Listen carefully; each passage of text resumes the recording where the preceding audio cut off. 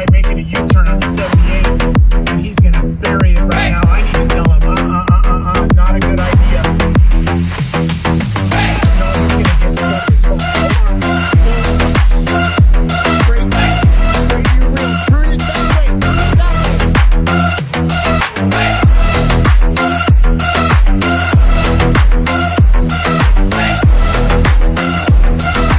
So this is where a truck driver that was caught in traffic came up, and I'm not a truck driver, but I do know that there's a switch on the dash that if you switch it, it activates both drive axles, as opposed to those guys that didn't know that